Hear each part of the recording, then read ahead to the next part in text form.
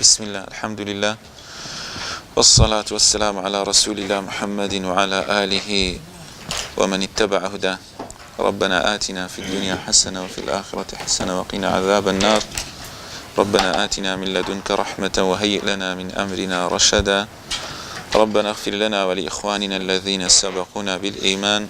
ولا تجعل في قلوبنا غلا للذين آمنوا ربنا إنك رؤوف رحيم.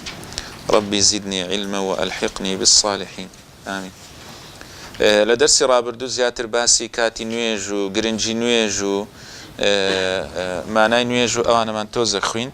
أو درسي إن شاء الله ببشتواني خوا الأوقات المكروهة للصلاة. هندي كاتمان هي باش نية وهندي دفر من كراهة تحريمية وتهر درست نية إنسان نويجي تدابك. أبي سعيد خدري رضا ورحمة إخوة إلى السر بدا فرمي بيغنبري إخوة فرموي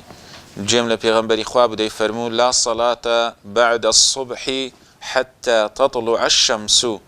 دا فرمي بيغنبري إخوة فرموي نويج دروستنية هيت نويجيكنية لدواي نويجي بياني تاكو روج هالدي. لهندك روايات دا فرمي حتى ترتفع الشمس حتى أن تكون الشمس مرتفعة أبو رواية شهاتها حتى أكو الروج برز دبيتو زانان قسيان لسر كردوا تاكو أمكا تداديك بداية صلاة الضحايا. واسمان كر صلاة الضحى خلافة لبين الزانان هي برام والله أعلم قولي الصحوايا سنتي مؤكدنية برام بيغنبري خوا كردويتي وبفعلي هيتي حديث من هي قوليش بيغمبري خو عليه الصلاة والسلام باسي كردوا صلاة الضحى بويا زانا عند فرمت زار بكري باشا بويا ما بستي حتى تطلع الشمس ما بستي حتى أو كاتي كدرستا نيجي صلاة الضحى بكي دلين بقدر رمحة روج برز بيتوا ياخد 20 دقيقة نيف ساعات استداء الناوة بوشي وازا هتاكو أو كاتي درستنيا نيج بكي. استباسي أوج ذكين آية دانشت لدواي نيجي بياني حديثك من هي من صلى الفجر عن الصبح في جماعة ثم قعد يذكر الله حتى تطلع الشمس فكأنما حج وعمرة تامة بولفظي أم حديثة صحيح نية أبو لفظي صحيح نية بلام فعلي پیغمبری خو عليه الصلاة والسلام هاولان من هي الحديث الصحيح ده كبيغمبري خو ما وتو هم جيرانوي خون بوا هم قصة كردن بوا هم پیغمبري خو عليه الصلاة والسلام استدخوينين اوان باسي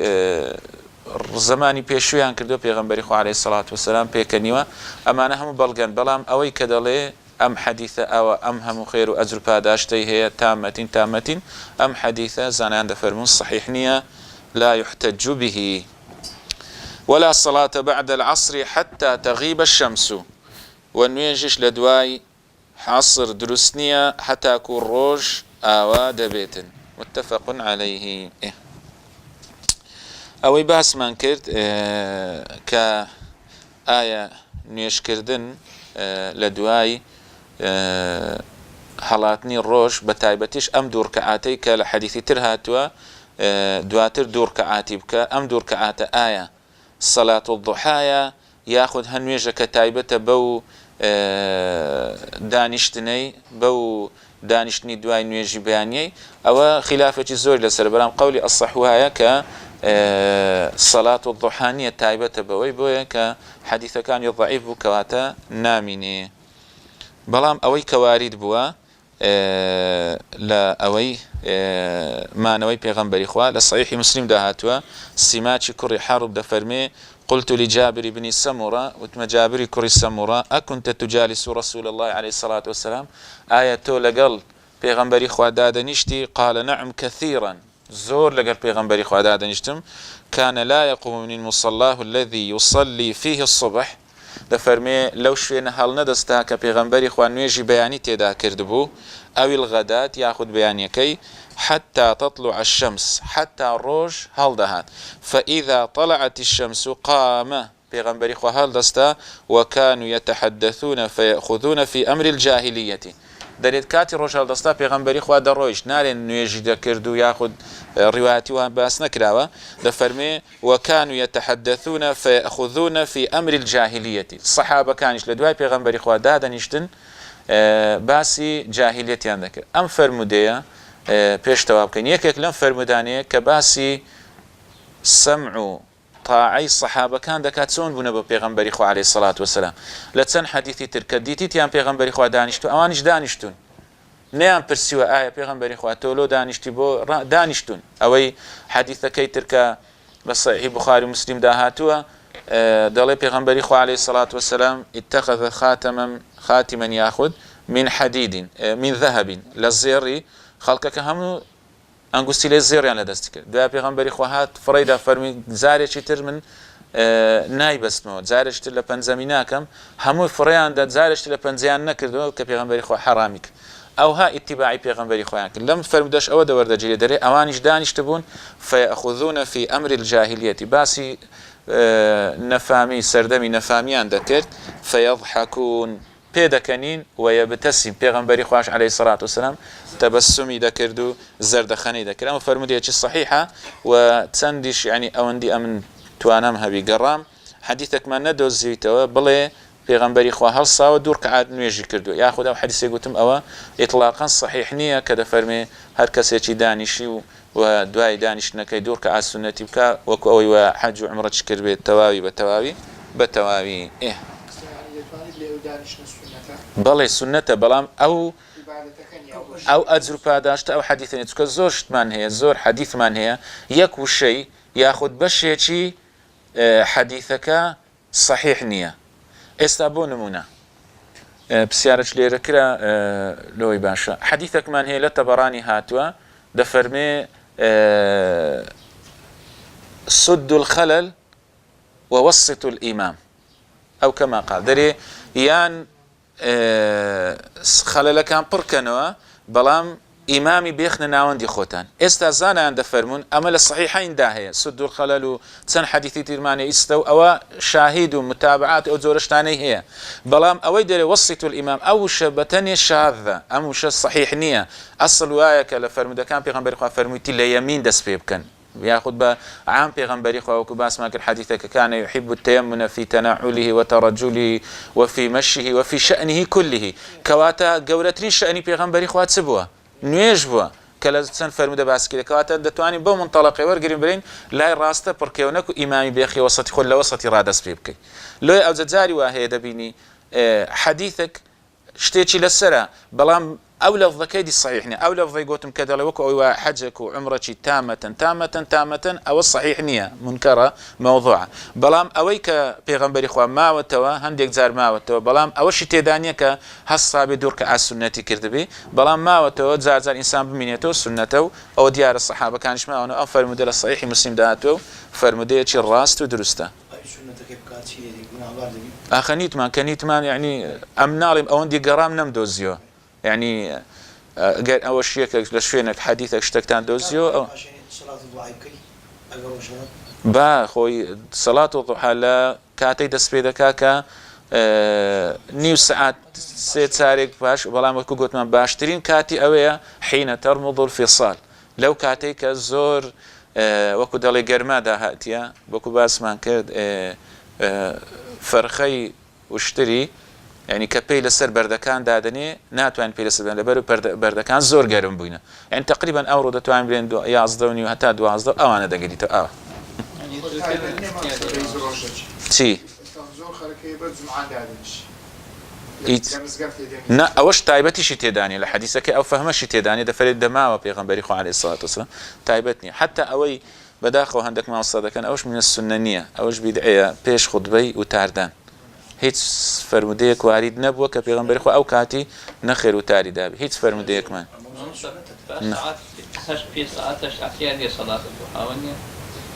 ئێستا چەند ڕۆژ تەواو ئێستا لەوانەیە تو برێ شەش نێزیی هەفتی بیکەی باشە چارێکی بێ هەفت لەو دەورانە هەتا ئەو کاتی 11 ئەوانە بیکەی باشە بەڵام خۆت پارێزی لەوەی کە زوو نەبی بەڵێ اعتیادیە آخر خۆت ناکرێ بواسطەی ئەوە چی بیدعەتی بکەیت نییە هەر قورئانەکە شوە نییە قورئانەکە شەوی بیدعەیە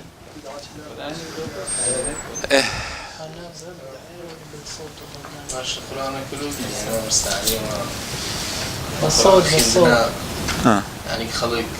جيب بقري وآرامي ذاك بتظل يعني وبزاني خلق سبيل الجمعية وفاق يبي لدروجة كان اشتكى بيغمبرني كربي عليه الصلاة والسلام أما تسون بك يعني فعل الصحابة شمانية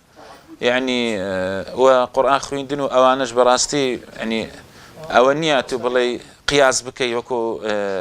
شتي تر يعني قياس ناكري زود زاري الشيء هندك شتية كبيغمبري خو عليه الصلاة والسلام ريقي بين داوا ياخذ لقرآن دانهات وحكمتك لما ديارني يعني الشرطني أم برم والله حكمتك قرآن خينك لبر أو يخلق جري دقري نا خلق أمري بيكرا كزوبية المزجوتي ولو خوي أصلا كي لبير كردو كالسنة كردني زور لمزجوتي حتى سندي بيت ذكر السنة يبقى هتاكو إمام دسيت السر من بري أو أصلا كي أدي أوي كقرآن دخوين يسا زور مزجوتي أو دكن دنجنا اخنا جوي دخنا دري يعني اوشيان كردوا كلو خوان رايك بلام انسان بتايبتي لم روجغاري امرو ده حتى سنتك صحيح نبي تاكيد نبي ني كي زي بزينك يعني توش اشكالياتك الزور ده يعني لو انسان اگر حتى خوي باس دعاء الحمد لله يكلا رحمتك يعني خوي تنوع لعبادته لو انا استامن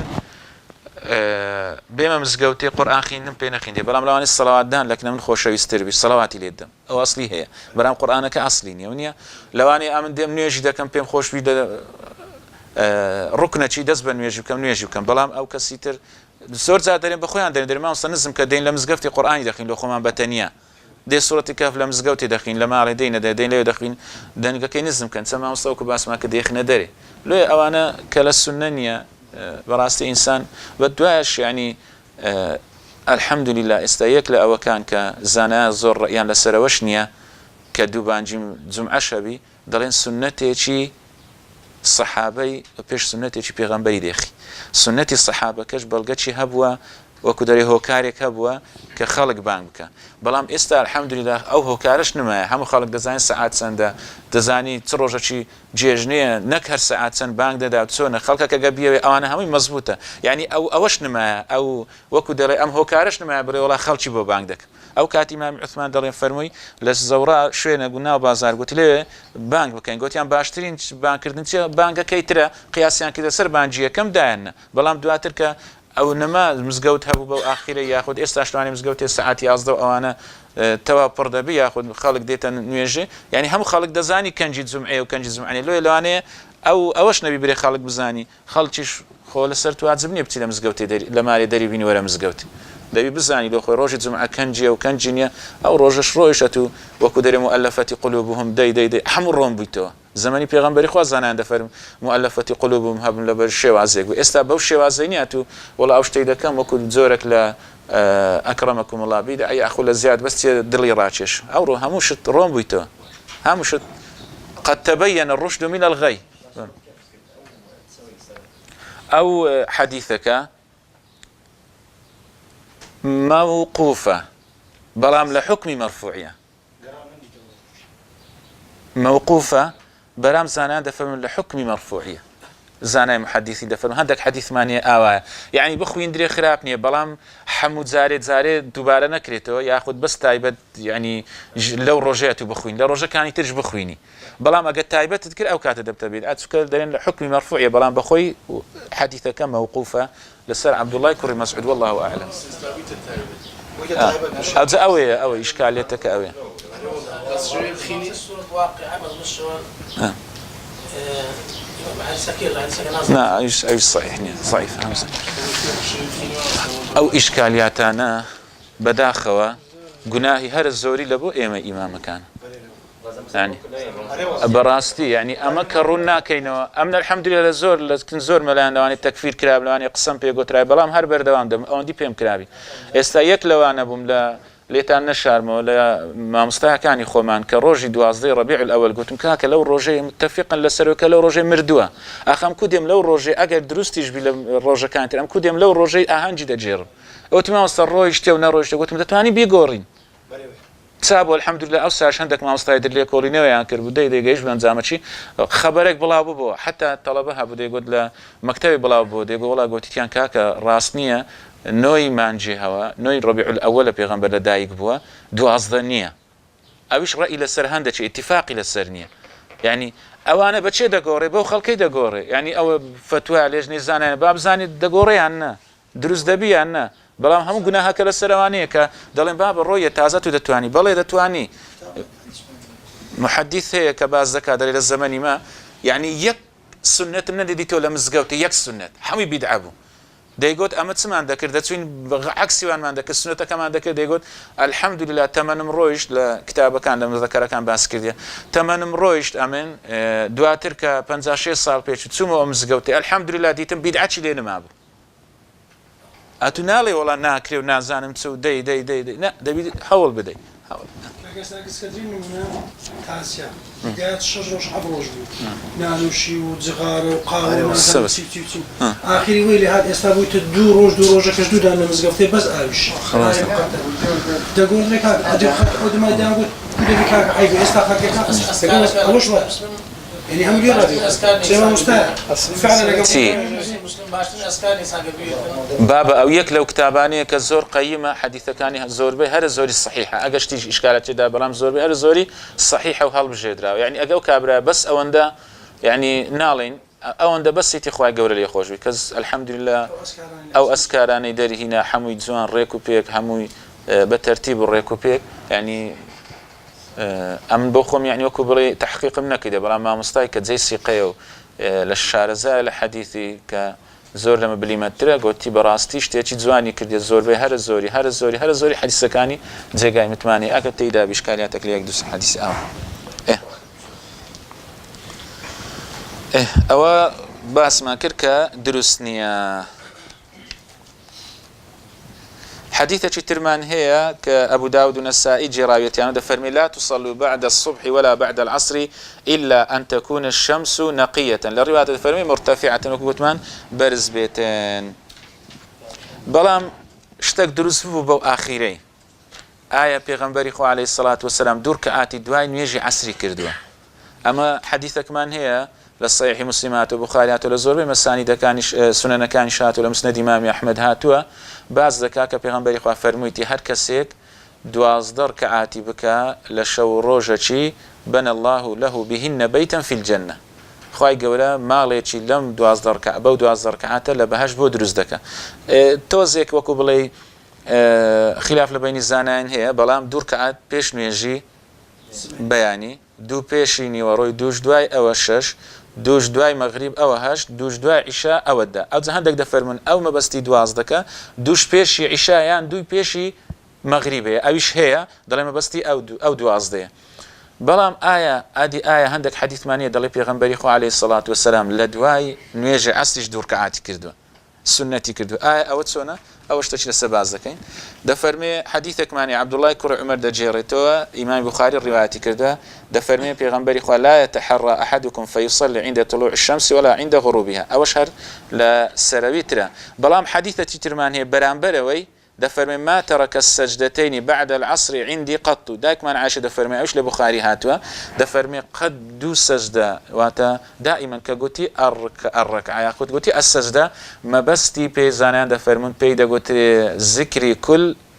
مرادي بجزء يعني هموي فاتحة لقرا أو لقرا أما بيدا قلتي يك ركعات يعني أونيا كقولتي زاروا بس ركوع شان هنا الزانان ما بس يام بي ركعات أقبوا سكتي بشرك لو أوش كدرس سجدتين ما بستيوني دوش زيبر نعم بستيو دور كعاتي كربي ما بستي زانا دفرمي دور كعاتي كرديا أو الروايات كي بخارية لا روايات شي دفرمي ولم يكن يدعهما سرا ولا علانية دلي بيغمبري خو عليه الصلاة والسلام ديسان لبخاري مسلمة دفرمي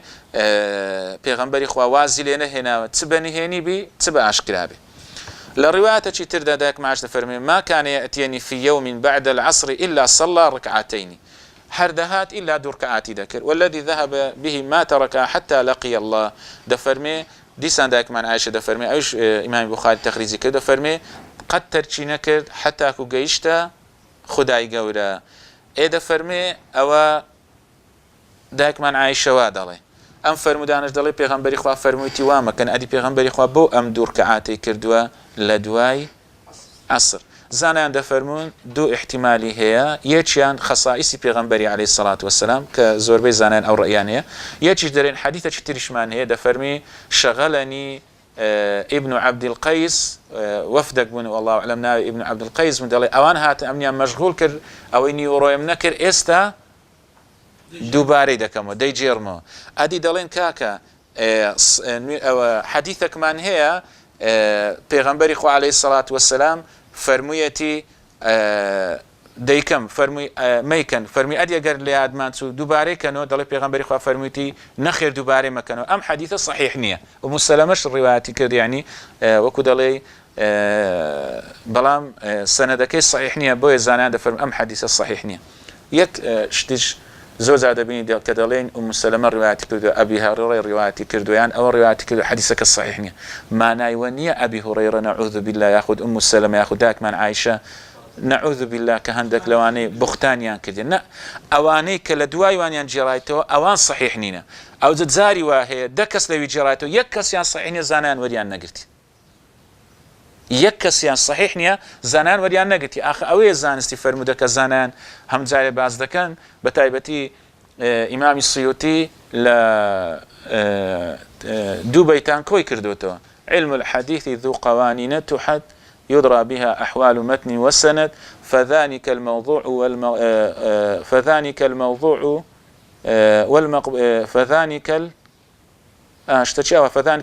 والمقبول أي شتێکی ئاوا دەبە فەرمێ ئەن يعرف المقبول والمردود دەبێ بزانی ئایا کامیان مەقبولە کامیان مردودە ئەخە زانستی فەرموودە ئەوەیە کاکە کە دەڵێ ئەم حەدیثە بە فلتەری فەرموودەدا چووە ئەوەیە مەبەستی بە فلتەری ئەم فەرموودە ناسانەدا چوو ئەم مەرجانەیان دانا بۆیە ئەجینا کە دەڵێن ئەم فەرموودێ با دایکمان عایشە جێڕایەوە بەڵام صحیح نییە مانای ئەوە نییە نەعوذ بالله دایکمان عایشە بوختانی کردووە بە پێغەمبەری خوا یاخود بوختانی کردووە بە هاوڵێکی تر نە ئەوەی لە دوای وان هاتینێ لەوانەیە یەک کەسی تێدابی ئەگە ئەو کەسە ضەعیفی حەدیثەکەیان لێ وەرنەگرتووە ئەگە زۆر ضەعیفی منکەرە هەر ڕەدیان کردەوە ئەگەر شەهادی شتی هەبی لە فەرمودەکان بۆیە ئێرە با دایکمان ئوم سەلەمەش جێڕابتووە یاخود دایکمان عایشە جێڕابتەوە زانایان هاتوون جەمعیان کردو فەرموویەتیان بە فەرمودەکانی تر بۆمان ڕۆن دەبێتەوە کە ئەوان لە تایبەتمەندی پێغەمبەری خوا عەلەیهی سەڵات وەسەلام و پێغەمبەری خوا عەلەیهی سەڵات وەسەلامیش وەکو بڵێ دووبارە کردوویەتیەوە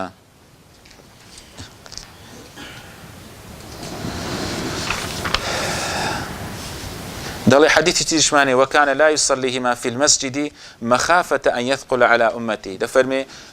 لە بوخاریش هاتووە دەفەرمێ پێغەمبەری خوا لە مزگەوت نەیدەکرد بەس لە ترسی ئەوەی لەسەر ئومەتەکەی واجب نەبێ ئەو یەکێک لە بەڵگەکانی تایبەتمەندیە أن عمر رآه وهو خليفة ركع بعد العصر فضربه إمام عمر کەسێکی دیت لێیدا فەرمی ئاوەی مەکە چونکە تۆ ئەویش بوخاریە لەوانەیە بگاتە ئەو شوێنەی کە نهی لێکرایە یعنی ئیمامی عومەر لێرە کە تۆزە توندیشی بەکارهیناوە بۆ جێبەجێکردنی سنەتی پێغەمبەری خوا بوو عەلەیهی سەڵات وەسەلام کەچی ئێستاش لەناو ئەوانەی دژە سونەوا باوە ئیمامی عومەر خەڵکی هانداوە کە تەنیا قورئان بخوێن واز لە سونە بێنن ئەوە لێرە دەرێ نەگاتە ئەو شوێنەی دەرێن زانایان دەفەرمون پێغەمبەری خوا ئیمامی عومەر فەرموویەتی بەس نەگاتە ئەو شوێنەی مەبەستی ئەوە بە نەگاتە ئەو شوێنەی کە پێغەمبەری خوا نەهی لێ کردیە پێش ئەوەی ڕۆژ ئاوابی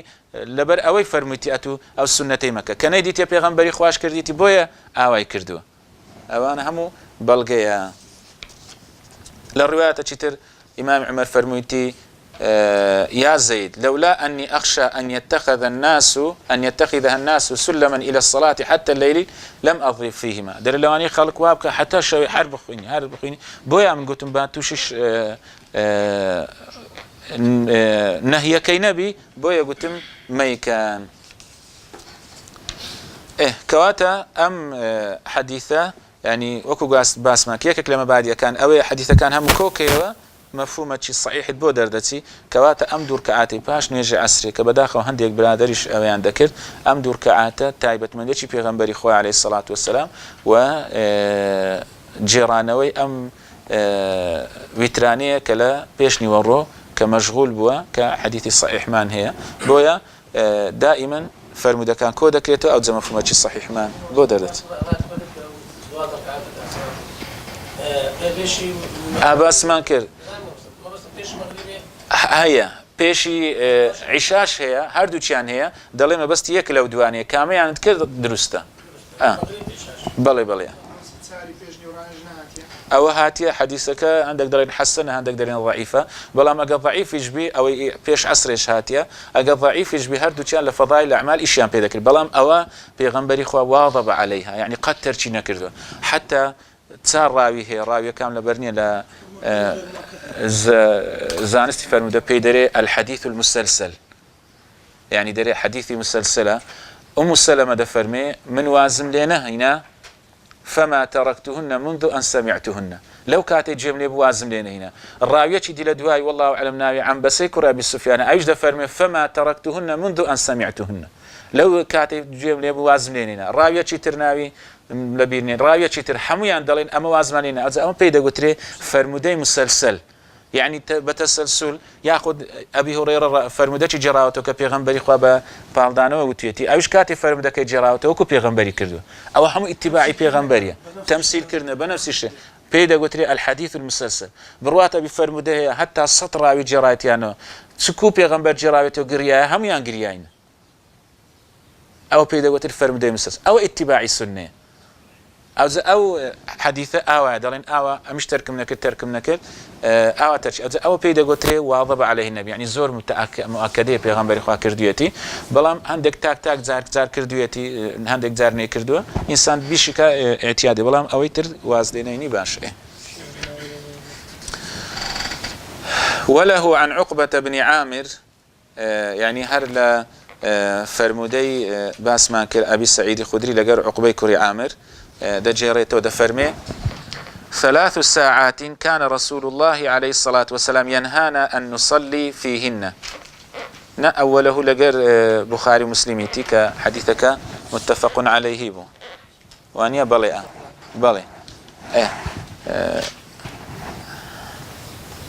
ليلة در وله يعني أي مسلم إمام مسلم بس تبقى إمام مسلمة عن عقبة بن عامر لعقبة كر عامر دفرمي 3 ساعات كان رسول الله عليه الصلاة والسلام ينهانا أن نصلي فيهن تلك حديث شمان هي علي وعمارة حديث ماني أبي سعيد الخدري وأبي هريرة أنا من هي بلام أو مبستي بي راوية كان مبستي بي إمام مسلمة 3 ساعات بيغمبري إخوان نهي ليدا كردين أن نصلي فيهن كان يجي تيدا بكين أم حديث اشتكي زيادة رشي تيدايا وأن نقبر فيه موتانا لم كاتش مردوكان ما بنيجين حين تطلع الشمس بازغة حتى ترتفع لكاتك روج هالدي حتى برز دبيتوا بازغة أي ظاهرة كديار دبي الروناق دبي وحين يقوم قائم الظهيرة حتى تزول الشمس يعني حتى وكباس ماكيك الإعجاز كان إستا تون ديزاني بيغمبر عليه الصلاة والسلام لم كاتدا زوي دبيت دو بارتسا و الروج لخط استواء لا ددا الزوال دكا أو كاتا يغنبري خواه نهي كردوا وحين تتضف الشمس للغروب لو كاتي يعني تعبيرة جزوانا لو كاتي الروج دبيت ميواني آوابون آوا يعني أقرب مانا ضيفي ليك ديا يعني آوا دروا يعني أو تعبيرة شي جوان دقيقة لبيغمبر عليه الصلاة والسلام يعني نفسي كاتانا إنسان نابي مردوكانش بنيجي واباشا و نوێژش بکەی بەڵام ئەو نوێژەی کە هیچ سەبەبێکی نییە بەڵام تو دێ مزگەوتێ دوورکە ئاسونە تەحیەت المەسجیدی دەکەی یاخود سەڵات الحاجەش دەکەی زانایان دەفەرمون ئینسان خۆی بپارێزی هەر نەیکا بەڵام لەبەر پێغەمبەری خوا نەهی لێ کردیە مطلقیشە بەڵام هەندێکی تر دەفەرمون کە پێغەمبەری خوا لە شوێنتر ئەمر دەکات دەفەرمی هاتی ناو مزگەوتەی لا دەبی نوێژەکەی کە بیکەی باشە هەردووچی ڕەئی هەیە بکرێ بە سونەتی دەست نوێژێ ئەوانە بەرەیە بس هندك شتي ترهيا يستسنى تحية المسجد دروا عندك زانا يعني كردوا جواز يشان كده سنة تحية المسجد دروا أو بكري بلام هندك سنة ترهيا نار وادلي أو نكري باشا أو شان كردوا يعني أو وردكاري شان كردوا بلى نازم حديث مجرين أبو زودة في ميام كان شلون يعني قبل المغرب مثلا استا تقريبا بلي تقريبا استا 6 ونيو بانك دا بلي دا 6 تقريبا حتى 6 ونيو او 5 ونيو او دورانه او دلي او كاتي ميان نيجن حکمەتە چ تێدایە نازانم.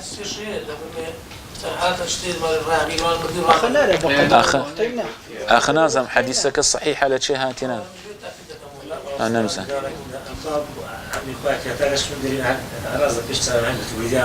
كوهاج نية يعني هنخلق هنيش تنبيبي ڕاست يعني سي ولا أقصر ولا ويتوناي من رابي اشتواج مادام براوی تۆ صحیح نییە. ئەو ئێستا یەکێک لە قاعیدەکانە بڕواتە بی یعنی نازانم لە ناو ئەمە دەزانین لە بەرچیوە دەڵێم ئینعیکاسی نەشارەزایی ئەئیممەکانمانە بە حەدیثی لۆی ئەوە ڕوویداوە. تێگەیشتن؟ یعنی وەکو دەری ڕنگدانەوەی نەشارەزایی زانایانی قەدیمە لە کۆمەڵگە بۆیە دەبین لە کۆمەڵگەش کە شتێک گوتیان باوە بزانە حەدیثی لەسەر نییە یان بزانە بیدعەیە لەبەر چی؟ لەبەر ئەوەی زۆربەی زۆری ئەوە قسەی خۆ دەکەی زۆربەی زۆری ئاوا وەک واقعی واقعە تووشمان بووە دەبینی شتە چی دەڵێن وەچی پێی دەنە قسەی پیرەژنان دەبینی وایە دەگەڕێی بزەبن عکسی حەدیثیە لەبەرەوەی حەدیث شارەزانە بووینە ڕاستیشیان نەکردێتەوە بۆیە بەداخەوە ئەو شتە دروست بووە لۆ ئێستا ئەوەی کاکەوە باسکە ئەوی جەنات باسکرد ئێستا لەوانەیە 100 نەبی باشە ئەمن جێم لێ نەبوو بەڵام بڕاتە بیلوانێ برین 180 چەندی دادنێ بە خۆتان نسبەکەیدانێ ئەو حەدیثە لەوانەیە صحیح نەبی بەس حەدیثەکە هەیە دەفەرمێ ئەگەر پیاوێکی باش بدەێ قەدیمونی زوو بمگەینی زوم گەین کە شوێنی خۆی دیتە بەڵام ئەگە کەسێکی خراپی خوا پەنامامدا یا وەیلەتە دەفەرمێ خوددا یا وەیلی بۆ چێم دەبن ئەینە تەذهبونە بۆ چێم دەبن ئەو حەدیثە صحیحە و شکو گومانتینا بەس ئەوی تروان نازام ئەو حەدیثەم جێ لێ نەبووە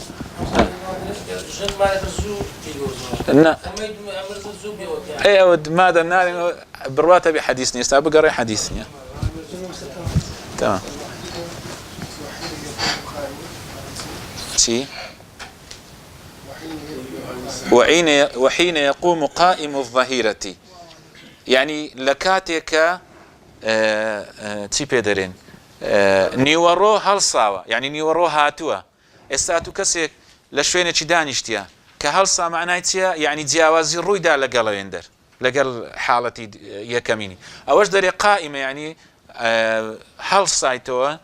نیوەڕۆ ئەوە هەموو تعبیری مەجازی لە زمانی عەرەبیە کە پێغەمبەری خوش دەفەرمێ ئوعطیت جەوامی الکەلیم پێغەمبەری خوا جوانترین و وەکو دەڵێ پڕشترین فەرمودەی پێبەخشراوە لۆی زانایان دەفەرمون وەحیە لەبەرەوەی قورئان بەڵێ نانە بانجی نەدایە بەس تازە خەڵی ئیستیوا لای داوە ئەوە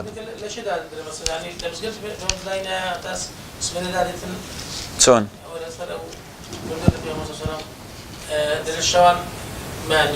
یاخە لەگەر ئەوەی حساب کردی هەمووی ناڵێم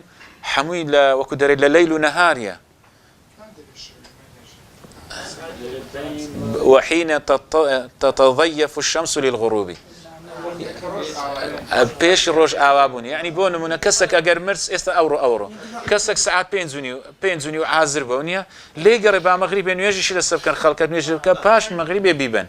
نەک پێش مەغریبێ بیبن ئەو جێسە لەوانەیە حکمەتێک لەوانە بێ خەڵک زیاتر نوێژە بکە ئەمە ئەوها بین لەوانەیە حکمەتە تر لەوەی بیکە خەڵکەکی زیاتر بێتەوە لە بازاری لەگەری بێ پێش نوێژەکە هەندێک شتی تێدا بەڵام پێغەمبەر کە فەرموویەتی سەمیعنا وەطەعنا جێبەجێ بکە شک و گومانی تێدا نیە مەصلحەة كلها عدل كلها رحمة كلها حكمة كلها هیچ شک و گومانی تێدا نیە وصلى الله على نبينا محمد وعلى آله